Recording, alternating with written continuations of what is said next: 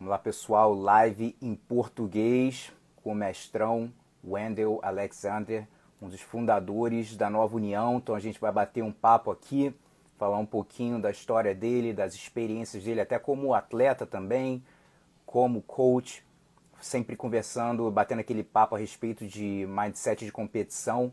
Então já já a gente está começando aqui, ele acabou de entrar, rápido, então já vamos. Ouça, mestrão. Ouço, boa noite a todos, um prazer.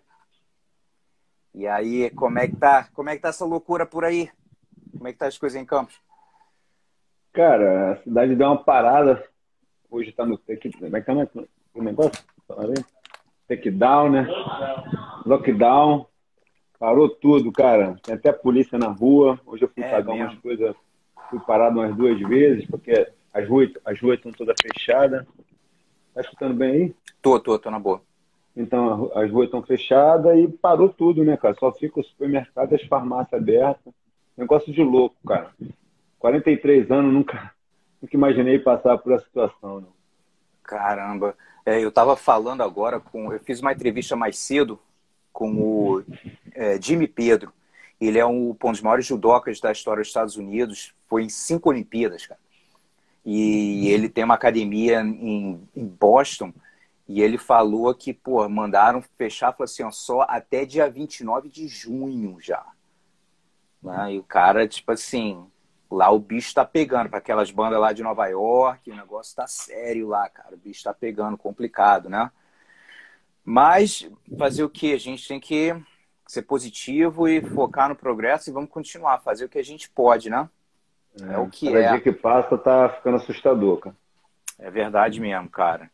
E, mestre, vamos fazer o seguinte, fala só dar um resuminho aí do seu início no jiu-jitsu e aí a gente já vai falar a respeito de competição, suas experiências como atleta, como coach.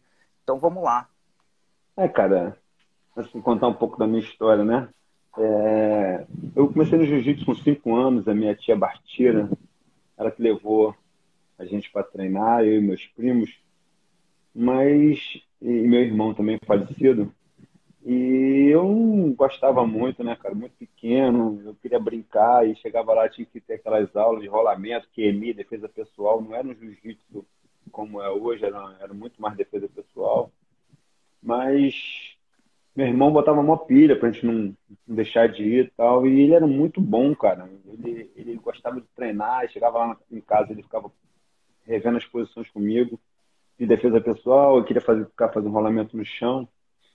E nas competições ele se saía muito bem, cara. Ele era muito técnico. Não tinha muita competição, mas as que tinha ele ganhava. E eu perdia. Aí todo mundo ficava me zoando, né? Pô, você pô, só fica chorando, só perde e tal. Mas criança, pequena, não tinha como você levar isso muito a sério. Aí a minha tia veio a falecer. Eu já estava com 8 anos. Meu irmão veio a falecer. Eu já estava com 8 anos. Meu irmão morreu com 11 por leucemia. Caramba. Pô, foi um baque, cara. Foi muito triste para a família toda que o moleque, além de ser muito agregador, ele era muito carinhoso com todos os tios, com todos os parentes. E ele veio a partir muito cedo e deu um baque na família. Aí minha tia botou uma terror para a gente continuar, a gente ficou indo treinar, eu já estava gostando mais, treinando mais forte. E um tempo foi se passando, o jiu-jitsu foi ficando gostoso na minha vida, e minha tia veio a falecer, cara. Minha tia Caramba. veio falecer também por câncer. Aí, antes dela falecer, ela me chamou no quarto lá, né, do hospital, e me pediu assim, um favor, né, praticamente, assim, perguntou se eu gostava da luta. Aí eu falei que sim, aí ela me pediu assim, tipo, quero que você continue a treinar e quero que você continue a levar a nossa família, né? Nossos sobrinhos, nossos primos para treinar. Ah, pô, mas como eu vou fazer isso? Qual que a senhora fazia? Não, dá seu jeito. Aí tá, levei aquilo para casa, depois ela veio a falecer e eu continuei a fazer a mesma coisa que ela, com Léo Santos, Wagner Fabiano, Gilberto, e todos parentes meus. Quando as minhas tias e primas engravidavam, eu já falava, ó, Hum. menino, mulher, homem, vai pro jiu-jitsu. E eu carregava, cara. Mas quem deu ênfase a isso, a continuar a levar a sério, foi o pai do Wagner e do Léo, né, e do Gilberto, que ele ficava muito junto comigo, tipo, apoiando tudo que eu fazia. Aí, pô, ele insistia muito de eu pegar os moleques e eu me desdobrava, cara, pro Léo, pro Wagner e o Gilberto não parar de treinar, cara, porque o pai era da Marinha Mercante e a mãe era doméstica, né, cara? E eu ficava com os moleques. Eu levava ele para a escola, eu dava banho, o Léo cheguei até, o Gilberto troquei fralda mesmo. Era um babado os caras. Cuidava muito dos moleques, sou muito apaixonado por eles como se fosse meu filho, né, cara? Eu cuidava deles e aquilo tudo era muito dava uma influência melhor para treinar eles. Então, qualquer lugar que a gente estava, na praia, na piscina, onde a gente estava brincando de jiu-jitsu, de treinar jiu-jitsu. E aquilo foi crescendo na minha cabeça, cara, foi uma coisa muito legal e eu fui trazendo eles com esse pensamento de nunca deixar de treinar. E os outros dos meus primos e as minhas primas foram tudo se afastando da luta. E eles não, eu não deixava eles. Meu irmão foi a faixa roxa, a minha irmã foi a faixa roxa, me batia muito a minha irmã, me finalizava pra caramba quando era moleque, até hoje ela fica me zoando. Enfim, minhas primas, eu tinha uns primos muito bons, cara. Eu tinha o Gustavo, que era muito bom, negociante do Diabo Louro, o Diogo Messias. Eu tinha muito primo bom de jiu-jitsu, cara, mas foram freando. Só que o Wagner, o Léo e o Gilberto eu não deixei. Por quê? Porque o pai dele veio também a falecer e me pediu isso. Pô, não deixa os moleques desanimar, cuida deles e bota os moleques para treinar. É que ficou na minha cabeça. Tanto é que os únicos da família que são faixa preta são os três. O resto todo mundo freou no meio do caminho. E aí, cara, na Vila da Penha era aquele negócio. Tu era do subúrbio e tinha o pessoal da Zona Sul. Então a gente batia muito de frente com isso nas competições. Eu mesmo perdi muito pessoal da Zona Sul, mas também ganhei, porque na época da chave de perna, a gente finalizava muito eles, cara. E logo depois meu professor foi se mudando de lugar, né, cara? Foi se mudando de local de treinamento, onde treinava. Ele ia mudando de lugar, de 2 ônibus. Aí eu não tinha dinheiro, nossa família era muito pobre, cara. Eu pegava de um moleque para dar calote. Wagner, Léo, Gilberto não, que era muito pequenininho, mano. Mas, pô, cara, os moleques cansavam de dar calote comigo para ir treinar, porque eu pegava 2 ônibus. Eu pegava um ônibus para pegar eles, que eles se mudaram para Irajá, e pegava outro ônibus para levar eles para o treino. Acabava o treino quase 10 horas da noite, eu tinha que levar eles para Irajá e depois eu tinha que voltar para casa. Caramba! Caraca, meu irmão, durante muitos anos, cara, a gente fez isso. Eles sabem a minha força de vontade, a minha perseverança em que eles entendessem o que eu queria para eles. Logo veio a fase do Léo de não querer mais treinar, do Wagner também não querer mais treinar, e eu ficar no pé deles, pô, não para, vamos embora. O Léo queria ir pro exército, o Wagner queria parar. E eu ficava ali no pé dos moleques, vamos embora, cara, esse é o futuro de vocês. E, graças a Deus, deu esse talento que você vê aí, que a galera gosta e que foi sucesso, né, cara? Porque o Léo passou uma fase no jiu-jitsu que foi incontestável, né, cara? O moleque não precisava de nada em relação à força de vontade que ele tinha. Ele queria treinar demais e, ao mesmo tempo, a parte técnica dele era muito excelente. O Wagner já era o contrário dele. Por quê? Porque o Wagner não mostrava treinar porra nenhuma, não queria treinar nada. Mas o talento do Wagner era de Deus, mano. O moleque bom de jiu-jitsu, cara. Então foi assim, né? Essa minha insistência com eles dois. Eles dois que queriam continuar mesmo a pensar, né, no futuro, de querer ser professor, de galgar alguma coisa do jiu-jitsu. Foi onde eu batalhei mais. O Gilberto já queria estudar, né? Tanto é que ele é formado em Direito, mas também pegou a faixa preta comigo. Então foi onde eu insisti mais, foi nos três, cara. E foi isso aí. E com quanto tempo, quando você percebeu assim que você realmente ia fazer isso, ia seguir o jiu-jitsu, eu digo assim, profissão, vou viver disso, quantos anos você já tinha? Cara, eu peguei a preta, eu tinha 19, ia fazer 20, né? Foi mesmo meio que surpresa assim para mim, né? Porque logo quando eu mudei para o Melo Tênis Clube, eu era da equipe Ninja do Geraldo, pelo que eu estou te falando que eu tinha que fazer, desculpa, pegar muito transporte para treinar com os garotos. O Wagner foi dar uns treinos no Melo. Aí o Wagner falou, pô, Del, em vez de a gente ficar indo muito longe, né? Pô, por que a gente não vai treinar no Melo? A tua casa é em frente ao Melo. Nessa época eu tava morando em frente ao meu apartamento da minha mãe, era em frente ao Melo. Eu atravessava a rua, tava no Melo. Só que eu fazia esse transtorno todo para ir levar Caramba. eles para treinar lá. E... Até esqueci o nome do lugar que meu tio dava aula, Geraldo Flores, né? Que me graduou desde criança, que era da equipe do FADA. Aí, cara, eu fui lá dar uma olhada no treino do Sebastião Ricardo, onde o Wagner estava lá dando uns treininhos e tal, apertar a galera, e o Wagner de laranja, né? Verde. Eu fiquei olhando, bem, gostei. Aí eu fui e falei com o meu professor. Fui lá na academia, sozinho, sem os garotos. Falei, ó, tio, eu chamava ele de tio. Não vai dar mais pra treinar aqui não, cara. Não tenho dinheiro pra ficar pagando passagem, né? Pô, não tem como ficar pegando de moleque 2 ônibus pra levar pra depois vir pra cá. Eu quero que o senhor me faça um favor pra mim. Eu quero que o senhor peça pro Sebastião Ricardo pra mim treinar lá com os garotos. Mas eu vou lutar por você. Aí ele, tá bom, vamos ver. Aí ele foi lá no Melo, numa competição que teve lá, eu acho que era um interno, se eu não me engano, e conversou com o Sebastião Ricardo. Pô, meu sobrinho quer treinar aí, ele mora aqui em frente, o Sebastião Ricardo autorizou. Aí nós começamos a treinar lá, cara. Eu comecei eu treinar, mas eu nunca pensava em ser professor, porque eu só dava aula mesmo pros três, cara. Pros Uhum. dois, pros três e pro meu irmão, Guto, e para o nego da minha família. Eles eram meus alunos, era de meu cobaia, né? Eu ficava treinando com eles. Quando eu cheguei no Melo, cara, que eu comecei a treinar os moleques separados, o Sebastião Ricardo me olhou assim de uma forma, opa, o moleque tem um dom. E ficava me olhando. Na hora dos treinos, meus moleques pegavam os dele, ó, bagunçavam. Nisso ele me chamou no canto e falou, tava de marrom. Ele me chamou no canto e falou assim, pô, vou me aposentar. Falei, que isso, mas acabei de chegar aqui e tal, pô, tô gostando, tava legal o treino. Só que eu conhecia muita gente do Melo.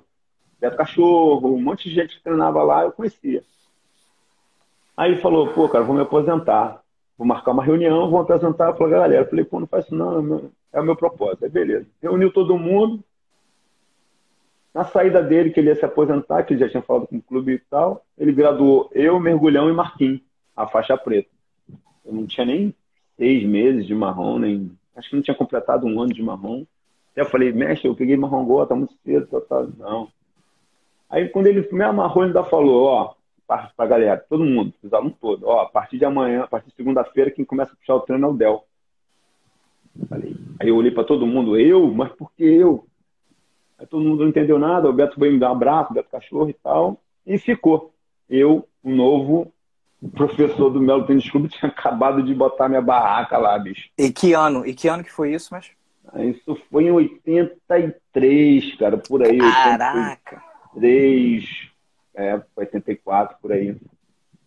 Aí, cara, eu comecei a dar aula, quando chegava lá para dar aula não tinha ninguém, não aparecia ninguém, no meio da semana, ninguém. Aí eu, Wagner e Léo treinando, a galera treinando. Aí nisso apareceu Leandro Nisa, não sei se você lembra do Nisa. Lógico, pô, Não, lógico. Renato Batista, Kleber Batista, apareceu Regina Lúcia, Márcio Paixão, aí veio Leandro Ataíde, aí foi chegando. E nisso eu comecei a ficar empolgado, né? Porra, tá começando a entrar aluno, né? Pô, só que eram meus alunos, dele não. Dele vazou todo mundo. Marcelinho Pereira, ficou também, Marcelinho Pereira era da turma do Sebastião Ricardo, depois entrou na minha turma e foi crescendo, foi começando. Aí eu comecei a me empolgar, eu falei, preciso botar mais gente aqui no tatame. Aí eu fui lá fora, vi os moleques estacionando o carro, né? Estacionando o carro. E me propus a botar os moleques fazer uma bolsa no clube. Fui ao presidente, ao diretor, falei, eu quero dar 20 bolsas aqui para trazer esses garotos da rua para treinar comigo. Aí o presidente, sério, mas esses outros não vão te trazer problema aí não? Eu falei, não, eu vou educar eles, vou treinar, eles vão ser minha turma de competição junto com os garotos aí. Você tem certeza? Eu tenho. Aí, como é que vai fazer isso? Eu quero que você dê uma bolsa, autoriza, eu boto o nome dele na porta e eles entram. O diretor autorizou, eu fiz. Aí eu pensei, como é que eu vou arrumar kimono para essa galera? Aí eu pensei rápido, vou no morro. Meu apartamento era aqui, o morro era aqui em cima. Aí eu subi lá no morro, falei com um cara que eu precisava de apoio, com as crianças que eu, particularmente eles eram moradores lá do morro, a maioria. O cara me deu um valor, eu fui em Madureira, peguei um ônibus, eu não tinha carro, comprei 20 kimonos, distribuí para a gurizada lá na frente. Veio eles, graças a Deus, esses 20 ser a minha turma de frente, de competição, eles evoluíram muito rápido. Porque os moleques pé no chão, pé de rua é foda, cara. tem essa, dá um pão com linguiça pra ele, pão com salsicha, que o moleque parte pra dentro. Aí o Luizinho chegou pra perto, foi aí que o Luizinho chegou com a galera da Flucar, né? Aí emendou tudo. Os moleques bons que eu tinha, os moleques da favela ali do morro ali que eu botei como bolsa, e a turma do Luizinho chegando da Flucar, porra, que veio o Bruno Basto, o Ricardo, André, Fernanda, Cristiane, Dudu, aí veio um bonde, teve um moleque, não sei se você lembra dele, caraca, não esqueci o nome do garoto, Paulo Boico, lembra do Paulo Não Boico, não? sei. Acho que não. Então, veio uma frota muito boa que o Careca trouxe. Aí, cara, o Melo competia muito forte com as crianças. Eu era muito assim, hoje em dia eu não faria isso nunca mais na minha vida, mas eu era muito rigoroso, muito rígido para querer me impor com os garotos, né, cara, para poder dar a minha disciplina, porque eu tive uma criação muito rígida com o meu professor, mas além disso eu era muito brincalhão com eles, né, cara? Então, além de ser professor, eu era amigo e ao mesmo tempo eu era o cara de marcar presença na hora certa. Tanto é que hoje todo mundo que treinou no Melo Tênis Clube, a gente tem um vínculo muito grande. Olha quantos anos que eu já não tô, que eu tô fora do Melo Tênis Clube, mas todo mundo que treinou comigo naquela época, eles, tipo, até hoje nós estamos apaixonados um por outro, a gente conversa bastante, a gente bate sempre uma mensagem um pro outro, as meninas, a turma de menina. Então foi um negócio muito legal, cara, a conexão do Luizinho, com as competições também que eu gostava demais, que eu gosto até hoje. Mas o Luizinho, na realidade, foi muito importante naquela conexão ali, da gente se formar um grupo forte para a competição. Foi uma chave que eu precisava, porque eu só lutava em Niterói, na Liga Niteroense, só levava Aham. para lá. A gente lutava praticamente todos os finais de semana, cara. E eu levava um grupinho bom. Quando o Luizinho chegou, a gente cansou de ganhar a Liga, não tinha mais como ganhar. Eles inventavam um campeonato, o Melo ganhava. Eles botavam um nome e a gente ganhava. Aí o Luizinho falou, cara, tá na hora da gente crescer essa asa, você precisa lutar na federação, na confederação, partir para títulos mais, mais valioso com a tua galera. Os moleques são muito bons, eles precisam ser vistos. Aí eu, pô, mas muito problema, muita confusão, os caras não aceitam nada. Eu fui. O Luizinho, cara, aí começou. Só sucesso, foi só uma alegria. O Careca apostando e valorizando. Ele valorizava muito os meus garotos, né, cara? Foi um cara muito importante para a gurizada lá. Quando a gente tinha aquele pensamento de querer ser grande, né, no subúrbio. Então ele foi uma chave, foi uma peça-chave para a gente, Careca. Cara, eu lembro a primeira vez que eu fui no Melo, eu cheguei mais cedo e eu estava vendo o treino de criança. Eu lembro que eu fiquei impressionado. E até hoje me marcou com a disposição que os moleques tinham. Porque, tipo assim, é engraçado, às vezes aqui, até nos Estados Unidos, né? Você vê aula de criança, vai ser uma parada muito mais light, uma coisa assim. Meu Mudou muito. irmão, rapaz, mas lá eu lembro os moleques, tipo assim, até aqueles moleques mesmo falou, pô, meu irmão, os moleques chapa quente, mas era uma pressão, realmente eu fiquei impressionado, assim, com a agressividade que eu digo no treino, assim, de, sabe, de pressão. Cara, eu fiquei impressionado com a organização do treino, tudo, realmente foi uma experiência Eles muito legal. tinham, assim, né? Eles tinham uma disposição e, ao mesmo tempo, um domínio entre eles, uma rivalidade entre eles, que eu só acompanhava para não criar uma. Tinha umas briguinhas lá. Teve um dia que teve um atrito entre eles na finalização, que eu tive que tirar os dois e botar no banheiro para brigar mesmo. Falei, vocês não gostam, não gosto de você, não gosto. Falei, não gosta não. Pô, tu vê, naquela idade, garoto novo, pô, eu crescendo com a turma. Hoje em dia, eu tenho 53, uns têm 50, uns têm 49, os caras cresceram comigo. Aí eu, você quer brigar? Então tá bom. Botava os dois no banheiro e fechava a porta. Aí, se vira, meu irmão, os dois aí só sai de mão apertando. Vocês vão brigar, depois vocês vão apertar a mão.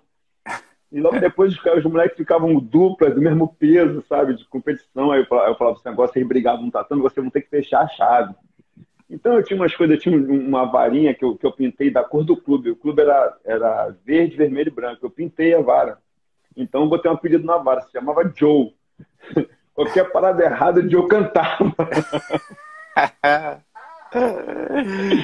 Aí era muito legal, cara. Tipo assim, hoje em dia a gente bate papo, ele sempre relembra esse Joe aí, cara, que eu fico mentindo. Não existiu isso não, mas foi verdade. Foi uma forma que eu criei tipo assim, dar uma pressão nele. E uma coisa que eu gostei, eu não faço isso mais hoje, né? Mas eu fazia uma coisa que era muito importante e os pais me apoiavam. Assim, eles chegavam para deixar as crianças, eu só dava tchau, boa noite.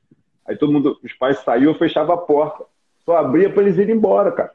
Os pais não falavam nada, ficavam lá no barzinho tomando a cerveja dele, conversando, vendo a novela e tal, tal. Quando acabava, eles iam embora. E não tinha essa de o pai ficar na minha sala, não, eu não deixava. E a gente ia para os campeonatos. Aí o que eu fazia, né, quando ia para os campeonatos, para deixar os pais cientes, para não ficar atrapalhando na hora da torcida. Eu fazia reunião com os pais e dava aula para os pais de regra da competição. Eles sabiam torcer. Tanto é que o Luizinho ele era muito sério na torcida. Ele gritava, mas ele sabia que estava falando na regra. Uhum. Porque além das palavras que a gente combinava lá com os pais, de orientar, de gritar e tal, eu botava alguns pais que eram diretores, a gente nomeou os quatro pais lá, pais de criança lá, para ser diretores do clube, da nossa área de jiu-jitsu. Então eles tinham que saber a regra. Então o negócio era tudo certinho, não tinha como errar, não tinha como ter erro, cara. Não tinha como ter erro. Tipo assim, era uma parada que você podia somar 10 anos, você sabia que daquele 10 anos, quem continuasse seria fera. Porque o trabalho foi muito legal, cara. Aí veio Marola pro meu time com 14, 15 anos, quase completando 16. Marola, Tabellini e Chico Melo. Aí engrandeceu mais ainda. Eles gostavam de treinar pra cacete e eu também gostava de cobrar muito, então ficou mais rígido ainda. Aí começamos a montar o time de juvenil, com a chegada do Marola, o Tabellini e o Chico Melo. Aí ferrou, meu irmão. Aí o paraquedas só subiu. O balão só subiu, começou a ficar maior cada vez de treinamento e chegando mais gente para treinar. Chegou uma época que a sala ficou muito pequena, cara. Eu tive que botar vários horários com outros professores e eu ficava lá ajudando, mas mesmo assim não deixava atrapalhar a maneira de treinar a galera para competição. Quando tinha competição, eu botava na parede, ó, data tal competição. 2 meses antes, o pau quebrava no treino. Para a gente forte para as competições. E como é que foi no momento que você começou a competir menos para focar em dar aula? Cara, assim, né? Desde a época da Ninja, né? Azul juvenil, azul adulto, não tinha muita competição, então era meio termo, ganhava, perdia, então não tinha aquele foco total de querer ser campeão, querer ser um cara ativo nas competições. Eu comecei a virar mais ativo nas competições quando eu comecei a dar aula para os garotos. Eu falava assim para mim, pô, eu preciso me mostrar para eles, eu preciso não me testar, mas provar para eles que o que eu ensino para eles eu sei fazer. Então eu estava nos campeonatos, aí começava a lutar para eles, né, cara? Eu precisava mostrar alguma coisa para eles. Aí eu ganhava os campeonatos, ganhei Pan-Americano, ganhei brasileiro, ganhei estadual. Na Liga Teroense eu lutei com um cara chamado Wagner da Oriente, um dos caras mais sinistros que eu já vi lutar na minha vida, cara. Pensa numa luta de você encaixar uns 5 triângulos, o cara sair, uns 5 armlock, o cara sair, uns 5 omoplatos, o cara sair. Tudo que fazendo o cara virava o braço de uma tal maneira. Pode perguntar qualquer um, esse tal de Wagner da Oriente, nunca vi igual na minha vida o cara. Aí depois que eu perdi para ele, né, eu perdi assustado, porque tudo que eu fiz de certo deu errado. Aí ele ganhou a luta nos pontos e quando acabou eu perguntei, tu não é desse mundo não, cara? Eu encaixei coisas para quebrar, juro, Deus me livre, mas eu encaixava as paradas para machucar. Não machucar, mas para ajustar a posição, para arrochar meu irmão, parecia que o cara não tinha osso. Então aí foi uma derrota que eu tive lá, que eu fiquei muito chateado, chorei tudo com as minhas crianças, eles vieram para perto de mim, me abraçar. Cada derrota minha, eles vinham me apoiar. E quando eu ganhava, eles vinham festejar. Então era muito legal, cara. Pô, assim, foi uma fase na minha vida que foi inesquecível, cara. Melo Tênis Clube. Quando a gente começou a pensar em mudar para a Nova União, tipo assim, eu já não estava mais tão forte com eles, porque eu já estava em Campos. Eu já tinha desfeito o trabalho de raiz do Melo Tênis Clube, já estava com outros professores meus, que foram formados por mim, mas eu já estava em Campos. Qual foi o ano mesmo que você foi para Campos? Qual foi o ano que você foi para Campos? Eu acho que foi 90. Foi 90 ou não? Eu acho que foi 90. Não, deve ter sido 95. Mais...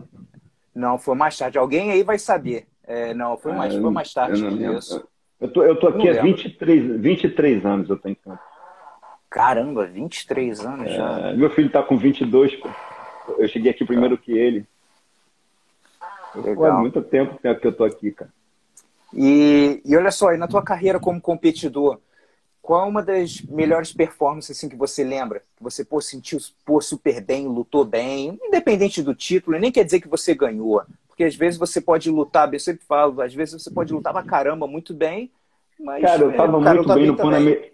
Eu tava muito bem no Pan-Americano quando eu ganhei. Eu ganhei do Moisés, presidente Moisés da CBJJE.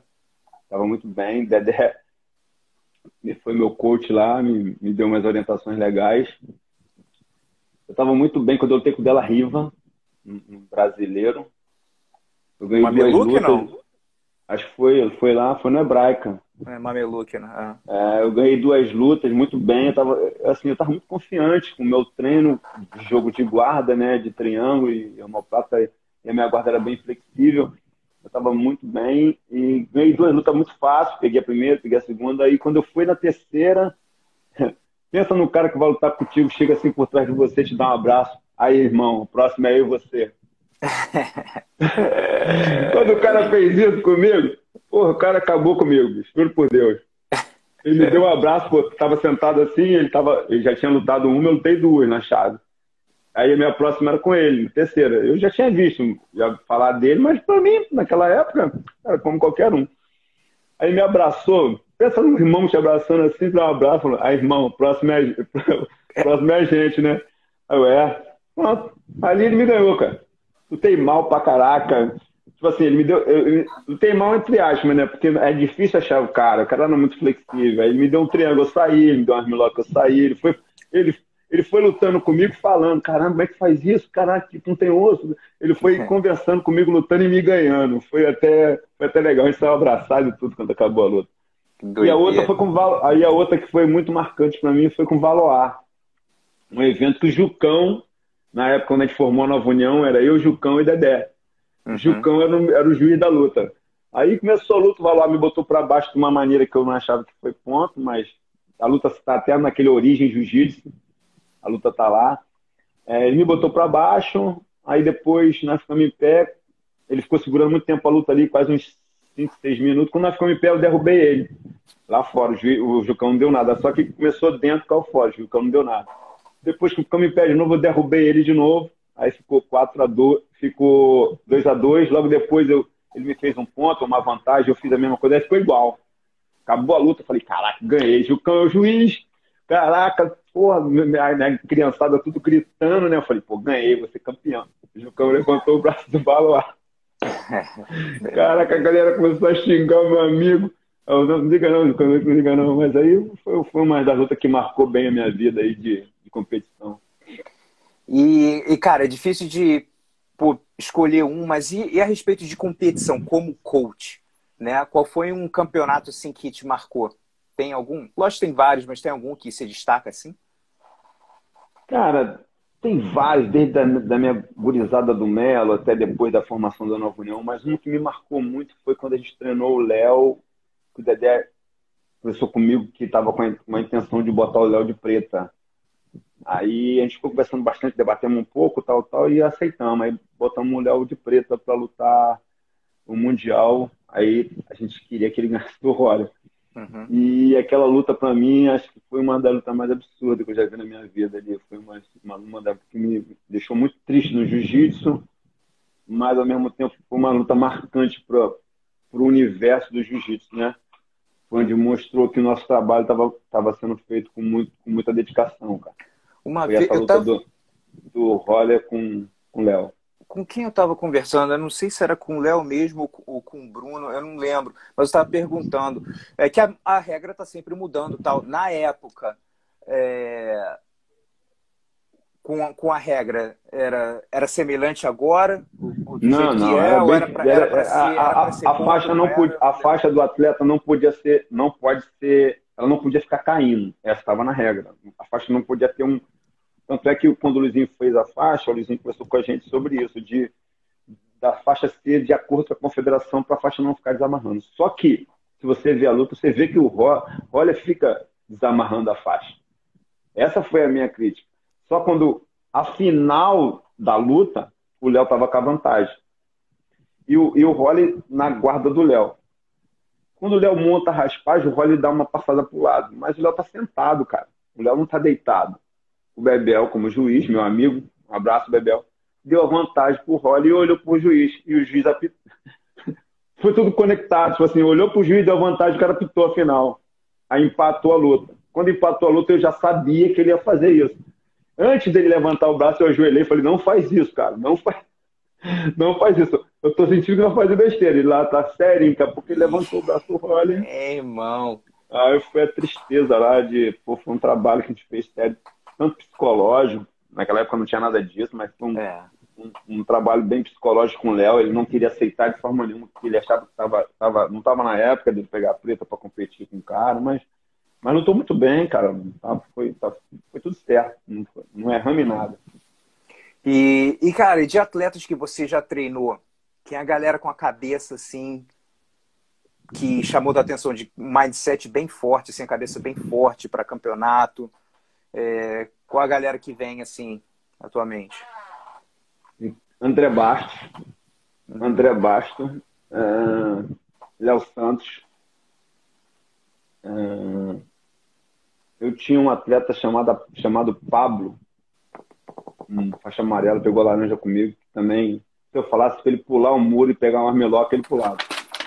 Se eu falasse para ele, ó, tu vai treinar hoje 50 armlock no chão, sem tatame nenhum. Ele ia lá, fazia 50 armlock no chão, sem reclamar de nada. E no campeonato, não tinha nem que marcar tempo. Eu tinha um atleta chamado Renato Batista também, cara, sensacional. Renato Batista teve uma luta que ele entrou no armlock de um lado, voador, o cara segurou. O juiz mandou parar a luta. Ele no armlock, voador, o cara segurou, tava meio quase do lado de fora, o juiz mandou parar e veio mandando o cara andar pra dentro. Quando chegou lá de dentro, o cara foi amassar, ele girou o corpo, foi no outro lado no armlock. Moleque, um espetáculo. Enfim, cara, pô, tem muitos atletas que se eu parar para lembrar aqui de luta, mas esse de estratégia assim, de competição foram os caras que me deixavam bem tranquilo. Falando em armlock voador, cara, outra coisa que é bem legal também do pessoal que você formou, cara, é uma coisa difícil botar criança para treinar armlock voador, só que teus moleques todos davam. Até hoje em dia, meu irmão, você vê, o Léo conseguiu, né? Fez ele como no Saint-Pierre, né? Eu já vi o Bruno fazendo várias vezes, Peçanha fazendo. Então, aquela galera que, né? Como é que você fazia para treinar as crianças com isso? Porque não é como se tivesse colchão bonitinho para cair, assim. Cara, como é que você fazia com isso? Se algum deles já te falou sobre isso. A gente fazia uma aula lá, cara. É coisa da minha cabeça de coach maluco. A gente fazia uma aula lá imaginária. Assim, é até absurdo falar. Eu mandava os moleques pular sem ninguém. Pula no braço. Mas não tem ninguém aqui, pula no braço. Finge que o cara tá aí. Fecha o olho. O treino não pode abrir o olho. Fecha o olho e começa. Pula na guarda. Nego pulava, não tinha ninguém. Pula. Sprawl, o cara vai atacar tua perna. Defende. Aí dava sprawl. O cara tá nas tuas costas, defende. Eu fazia uma aula imaginária só com a minha fala. Eles escutavam a minha voz com o olho fechado e tudo que eu falava para eles fazer, eles tinham que fazer. Não deixava. Eu marcava uns 20 minutos assim. Eles tinham que se concentrar, a mente deles, a maneira que eles estavam fazendo o movimento, só com minha voz, com o meu comando. Quando acabava, eles ficavam até um pouco tonto, que aí eu falava, pode abrir o olho. Já tinha passado uns 20 minutos de fazer escolinha com o olho fechado. E quando chegava na hora do treino do armlock voador, eu não mandava fazer 10, eu mandava fazer 50. Forma dupla, da cada um do seu peso, que gosta dos seus amigos, 50 armlock. Só vai embora quando acabar os 50 armlock. Então, quando o Bruno, o Léo e o Peçanha, a galera fazia o armlock, eu ia no campeonato no ouvido deles assim, ó, esse cara estica muito o braço. Tá na hora. Eles já sabiam que ia pegar o braço do cara. Chegava no campeonato, é até engraçado, os professores das outras academias lá em Niterói mandavam os moleques, adversários dos meus alunos, esconde o braço. Ia começar a luta, então eu levantava com o braço para trás assim, ó, botava os dois braços para trás para começar a luta com meus alunos. Porque sabia que tomavam no braço. Aí comecei a mudar, comecei a dar triângulo voador. Se botasse uma mão só e a outra ficasse fora, porque não quer tomar armlock, eu mandava os moleques voar no triângulo voador. Mas, mestre, vamos ter que treinar isso. Meu irmão, treinava muito voar no triângulo. E, cara, eu não tinha medo de ser feliz, cara. Eu pedia da minha maneira, treinava, criava os movimentos para eles fazerem e foi dando certo, cara. Acho que eu fui abençoado por Deus, eu acho. E hoje em dia, o que você adaptou além do Joe, né? Não tem mais como dar, Não, mudou dar gado totalmente, nos cara. moleques. Não, Mas quais são as nem, coisas? nem o Quais tom são de algumas voz. coisas? É. Cara, eu comecei a entrar nesse ritmo, né, cara, da lei e você tentar agregar da maneira que os pais não se aborreçam com você, porque os pais hoje em dia eles têm tanto trabalho que eles não estão presentes. Então, qualquer coisa que o filho fala em casa que aconteceu, os pais já vêm de uma forma, vê uma forma diferente de defender seus filhos, vai chegar lá querer arrumar confusão. Então, eu me afastei um pouco desse sistema, vim para o lado mais prático de trabalhar com as crianças, um lado mais recreativo, um lado mais, como é que eu vou te falar, mais profissional. Eu era profissional, mas um lado mais profissional acho que não afetasse tanto. Então isso começou a atrapalhar um pouco no meu rendimento de competição com as crianças. Uhum. Há 4 anos atrás, eu tinha um time muito forte de competição das crianças, quando eu tinha o São Cristóvão, onde eu trabalhava. Eu tinha projeto social, então os moleques eu podia cobrar mais, treinar mais forte.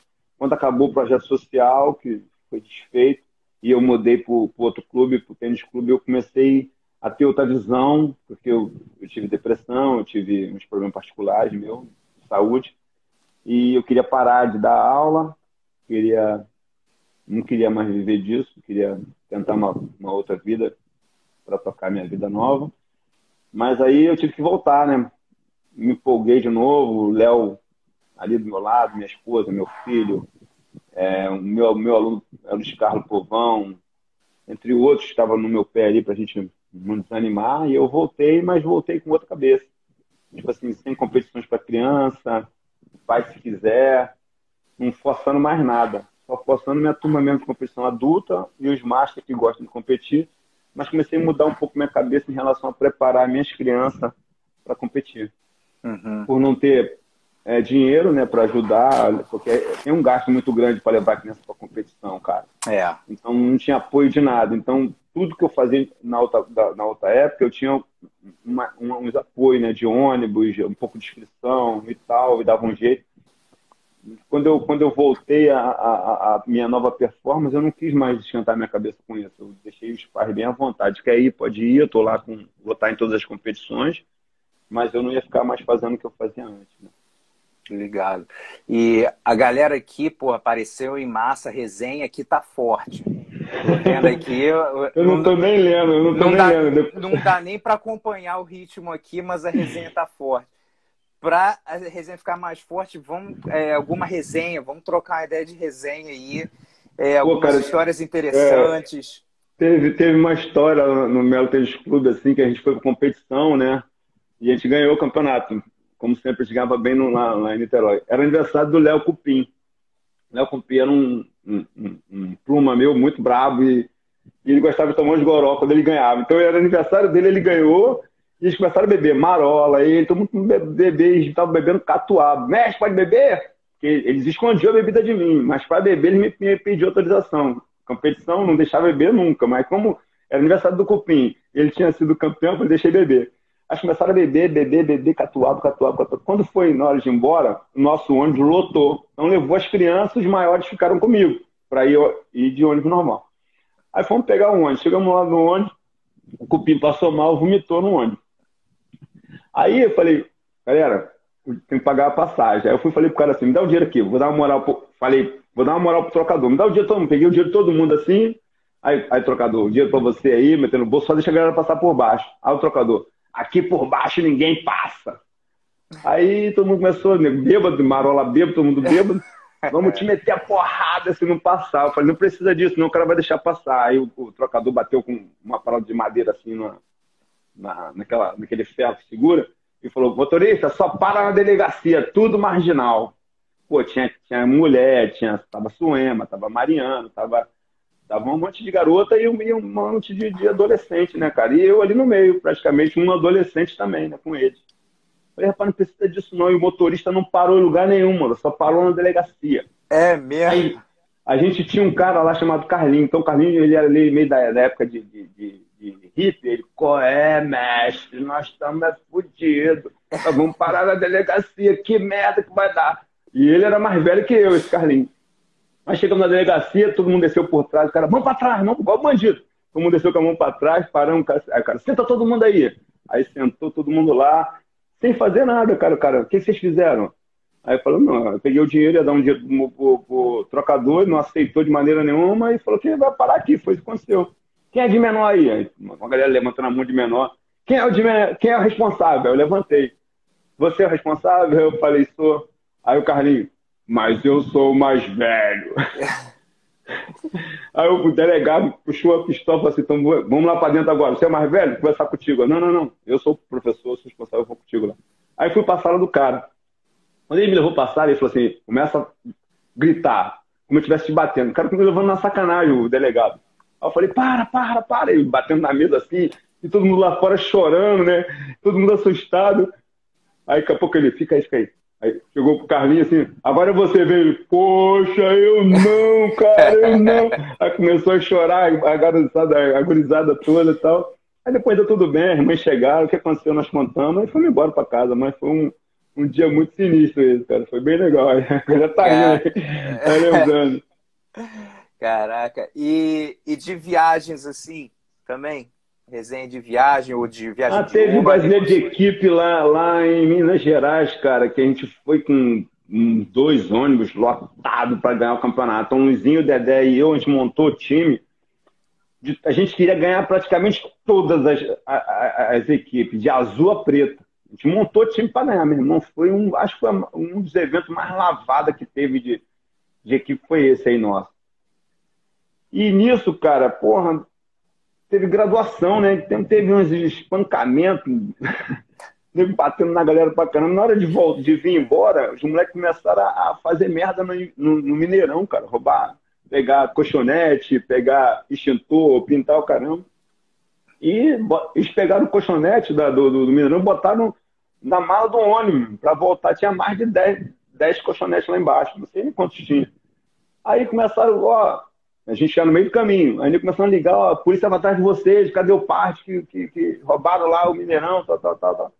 Aí o Luizinho falou, para o ônibus aí. Paramos o ônibus, começamos a fazer, só vi os colchonetes voar da ribanceira, jogando os colchonetes fora para não ter, como é que fala?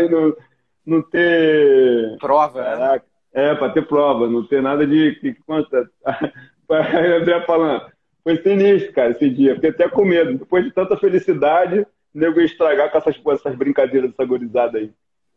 Cara, e uma coisa que quando várias histórias que eu escuto, e meu irmão, era muito bullying, né? Isso que é verdade. Cara, né? tinha, até hoje tem, né, cara? Mas bullying, uns bullying que até que eu morria de rir com a galera. Tipo assim, tinha hora que eu e o Dedé tinha que dar até uma freada, né, cara? Lá no Melo não, lá no Melo eles brincavam de uma tal forma que uma hora que eu via que ia esquentar a chapa, eu botava os dois de frente. Eu sempre botei os caras de frente, meu irmão. Vocês não gostam do outro? Botava no banheiro, em algum lugar, eu botava para se entender. Eu caio na porrada aqui, resolve e vamos tocar nossa vida.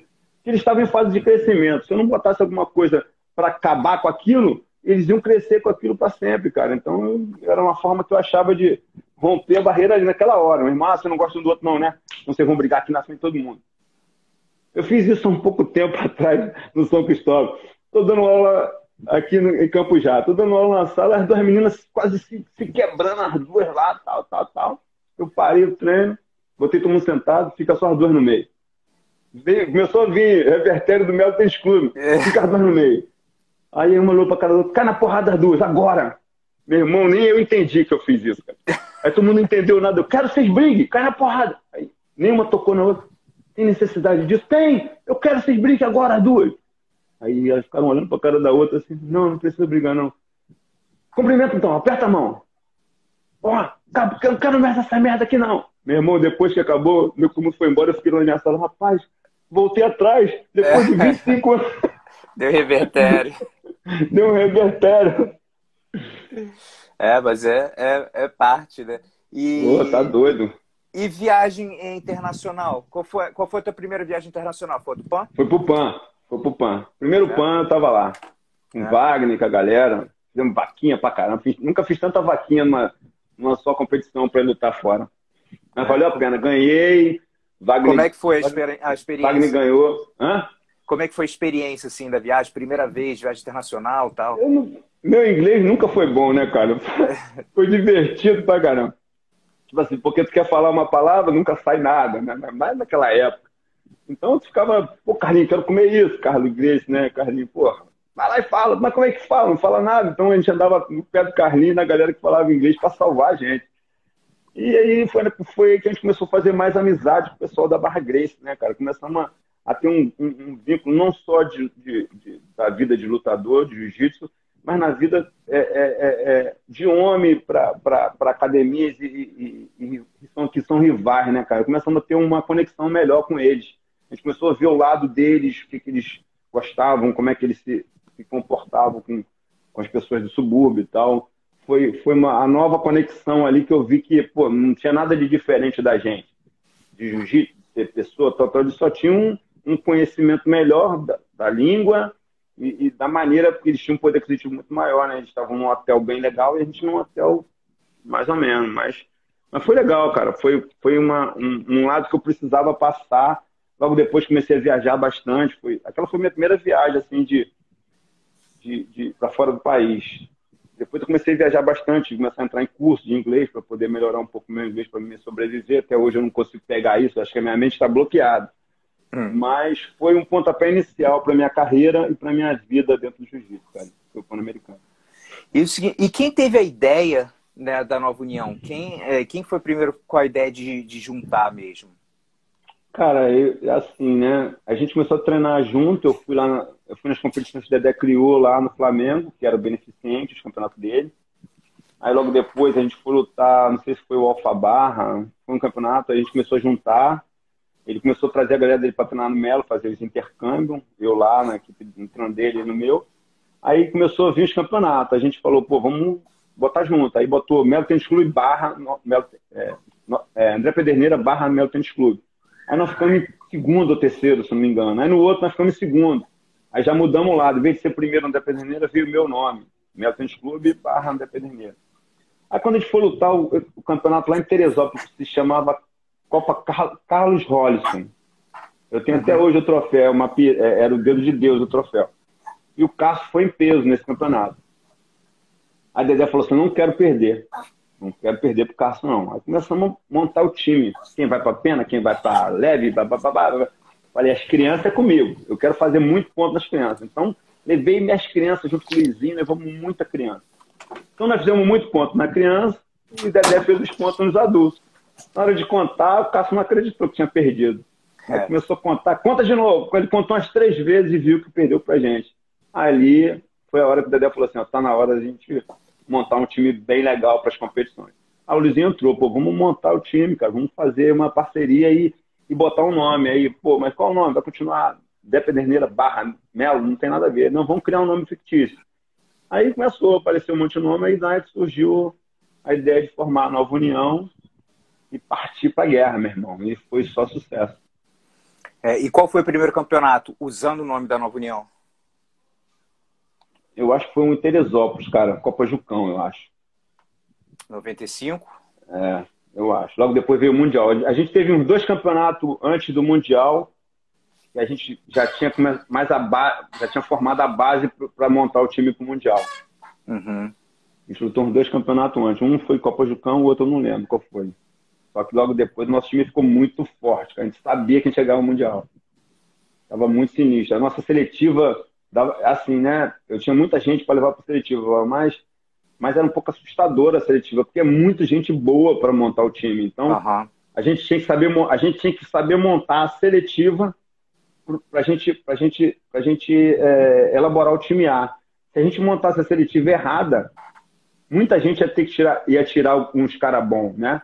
Então a gente preparava na hora do sorteio lá dentro da nossa seletiva que os nossos cascas grossas, né, que a gente sabia que ia chegar, não se pegasse.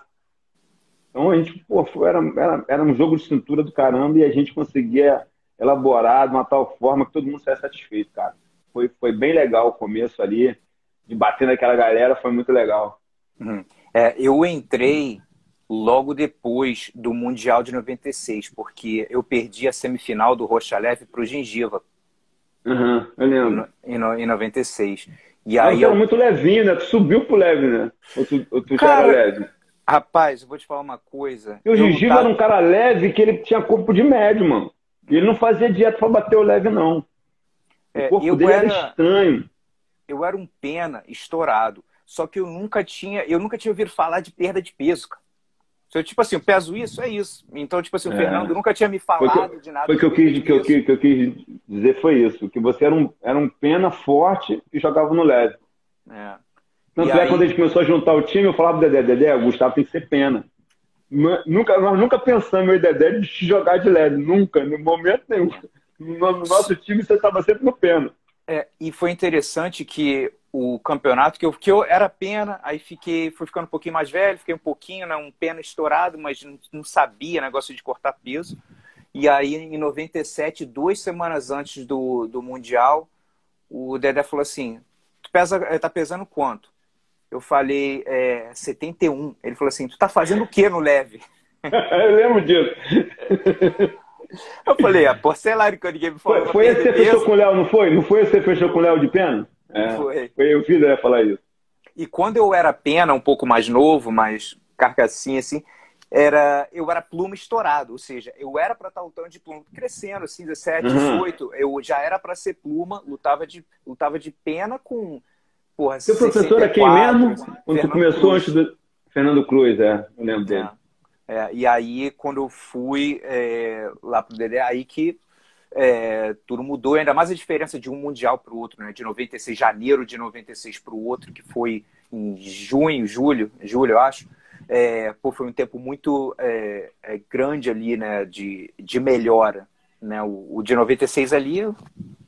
ainda não tinha, para dizer a verdade, tanta experiência, assim. O Gengiva tinha realmente, pô, tava ganhando direto, tava numa fase muito boa Cara, também, então ele era o o favorito gengiva, mesmo naquele dia. o gengiva, cara, assim, ele mudou de faixa muito rápido. Pensa no faixa branca adulto, entrar na tua academia e falar pra você, professor, eu não quero aprender jiu-jitsu. Aí tu olha pra cara do cara assim, ué, tá fazendo o que aqui? Eu quero ser bom de jiu-jitsu. Na tua cara. Pergunta todo mundo. Cara, o cara entrou na academia como se fosse, não sei te explicar, um cara bailarino. Andava com passos largos, ponta do pé. É isso. Pum, ia lá e um toque mágico, já fazia. Aí, pum, quando eu vi que aquilo estava avançando tão rápido, acho que ele ficou uns 4, 5 ou 6 meses, eu dei azul. O azul dele foi tão bom que na outra semana, quando eu dei azul, tinha um campeonato. Botei o cara foi lá e ganhou o leve de azul. Aí eu falei, caraca, ganhei um talento. Aí começou a explodir. Teve uma vez que a gente estava treinando à tarde, eram 6 cabeças. Aí abriu, o cara bateu na minha porta lá, eu abri, o cara falou, pô, tô precisando de um cara médio para lutar com o Chuchu. O Chuchu era Tô ligado, do bolão, um bolão, roxa gorila, bolão, eu acho. duro pra cacete. Aí eu falei, cara, é uma luta casada, um torneio de luta casada que vai ter. Acho que eu Eu não lembro disso. tenho, eu não tenho médio nem meio pesado, cara. Eu tenho um leve, o cara, pô, mas leve? Eu falei, eu boto com ele, pode botar. Aí o Gil olhou pra minha cara assim, pode botar. Aí eu fui, liguei pro organizador lá, eu tenho um leve, você é responsável, sou responsável, pode deixar. Treinamos tanto, cara, a gente treinou tanto a puxada do chuchu, a gente treinou tanto as pegadas. A gente começou a pesquisar, a gente ia pro campeonato antes para ver o que o chuchu fazia. Meu irmão, quando começou a luta, pensa um cara tão duro, mas não enxergar o outro. Foi um show de luta ali, cara. O Gengiva tirou, graças a Deus, ali, da nossa estratégia, da maneira que nós treinamos, o Gengiva tirou o chuchu pra nada, cara. Fez muito ponto, só não sei como não pegou, mas lutou demais, deu um show. Ali que a gente viu que o nosso lugar era começar a partir pro lado da confederação mesmo. Muito legal. E a gente está chegando aqui, já chegando perto de falta alguns minutinhos aqui para a gente terminar. A Pô, galera, que de pena. novo, a galera resenha aqui, a galera tá amarradona. Os caras ficam me perturbando. Eu falei, o Gustavo era Olha, o brabo. Gengiva atropelou lá. Que o Léo ficava botando essa pilha que eu brigava em corredor de baile. Os O caras ficam Léo sempre inventando fala as isso, coisas. né? Eu lembro que quem brigava em baile, eu puxei muita orelha, foi Marola, Tabellini, Chico Melo, Marco Broa, Pato. Aí Léo começou aí também. Eu comecei a puxar, pô, Léo, isso não vai dar certo. Léo ia, Saulo Ribeiro, Morango ia. Eu fui Eita atrás deles ver, cara. porra. Comecei a descobrir a galera tudo se juntando, e nego de outra equipe. Eles se juntavam no baile funk pra virar um time só na porrada, mano. É foda, os caras. Esse moleque me deram trabalho, rapaz. Olha lá, o Léo, bem é brabo. Bravo do Grajaú não, é Vila Isabel, né? Grajaú não, é Vila É, Isabel. Isabel. Mas, Del, então, cara, gente chegando no final, quero saber, pô, uma das maiores lições, assim, que o jiu-jitsu deu pra tua vida, cara. Cara, né? Falar do jiu-jitsu pra mim é falar tudo, né, cara? Porque eu desde 5 anos que eu boto kimono. Minha tia me ensinou, junto com meu tio. Minha tia me deu pontapé inicial e meu tio me ensinou. Depois eu tive um apoio muito grande e uma responsabilidade do Sebastião Ricardo, onde começou a me empurrar para ser uma coisa que eu nunca imaginei, que era ser professor. E dali eu criei uns mecanismos dentro do que eu acreditava, dentro do jiu-jitsu, que eu podia sobreviver daquilo. Chegava no final do ano, eu era premiado com as mães dos alunos, os pais dos alunos com prêmios, um envelope com dinheiro. Aquilo foi me dando uma responsabilidade cada ano maior. Cada final de ano, eles me davam uma carta, eu tenho todas elas guardadas, com a assinatura dos alunos em presente, e dentro desse presente vinha um envelope com dinheiro. Era uma forma deles me agradar o ano todo que eu trabalhei ali com as crianças. E aquilo me deu uma responsabilidade muito grande, cara. Quando eu vim para Campos, eu precisava acreditar numa forma que eu poderia começar tudo de novo, né, cara? Que eu poderia mostrar em outra cidade o que eu conquistei no Melo Tênis Clube. Demorei muito, mas consegui.